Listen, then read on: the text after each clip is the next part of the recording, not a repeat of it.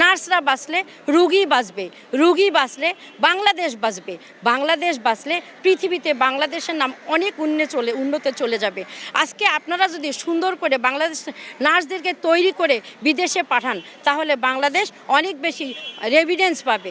যেমন বিভিন্ন জায়গা থেকে বিভিন্ন সেক্টর থেকে বাংলাদেশ রেভিডেন্স পাচ্ছে, নার্সের তরফ থেকেও অনেক রেভিডেন্স আসবে। একটি মানববন্ধনের আয়োজন করেছে আমাদের কেন্দ্রীয় কমিটি এবং তাদের আহ্বানে আমরা সারা বাংলাদেশে মানববন্ধন করছি। এর একটা উদ্দেশ্য হলো যে আমাদের অনেকগুলো অধিদপ্তর আছে হেলথের আন্ডারে, সেটা হচ্ছে একটা ডেন্টাল, একটা হচ্ছে যে নার্সিং আর এমবিবিএস। এগুলোকে আলাদা আলাদা ছিল, আলাদা আলাদা প্রশাসন ছিল, আলাদা আলাদা শিক্ষা কাঠামো ছিল, আলাদা আলাদাই সব কিছুই ছিল। সেখানে আপনারা জেনে খুশি হবেন যে আমাদের নার্সরা প্রতিনিয়ত প্রচুর গবেষণা করছে, প্রচুর দেশে বিদেশে বিভিন্নভাবে প্রচুর গবেষণা করছে। যদি এগুলোকে কোনোভাবেই একীভূত করা হয় তাহলে এই গবেষণাগুলো আটকে যাবে এবং আমরা আজকে বহু বছর পরেও আমাদের কিন্তু কেরিয়ার পাথ হয়নি, আমাদের কোনো প্রমোশন সিস্টেমগুলো তৈরি হয়নি। তখন যদি আবারও আমাদেরকে সেখানে নিয়ে যে দাঁড় করানো হয় তাহলে আমরা কি আবার বঞ্চিত হব না? আমরা কি বেশি করে বঞ্চিত হচ্ছি না? আমরা এই বঞ্চনা থেকে উঠে আসার জন্য, সরে আসার জন্য আমরা আমাদের স্বকীয়তা চাই। আমরা আজকে আমাদের দাবিতে আজকে আমরা যে সবাই আজকে নেমে এসেছি, মানববন্ধনে আসছি, সেটাতে রুগীদের যে সমস্যা হচ্ছে সেটা রুগীরাও বুঝতে পারছে এবং অল বাংলাদেশে এটা সবখানে এটা উপলব্ধি করতে পারছে। তো আমাদের এই দাবিটা না মানা হলে পরবর্তীতে আমাদের একদম কেন্দ্রীয় কমিটি এবং সবখান থেকে যে ডিসিশন হবে সেটাই তা এমনও হতে পারে আমরা শাটডাউনে পরবর্তীতে যেতে পারি।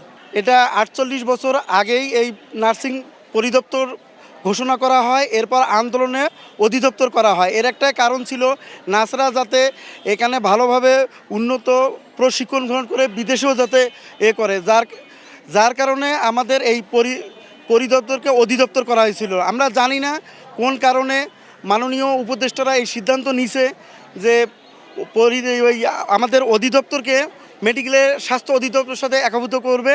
আমরা আসলে এই তাদের সিদ্ধান্তের আমরা তীব্র প্রতিবাদ জানাই। আমরা আরও মাননীয় উপদেষ্টাদের কাছে আমরা অনুরোধ করব নার্সিং অধিদপ্তরকে আরও শক্তিশালী করে আমাদের নার্সদের কীভাবে স্কিল ডেভেলপ করে বাইরের দেশে রপ্তানি করা যায়।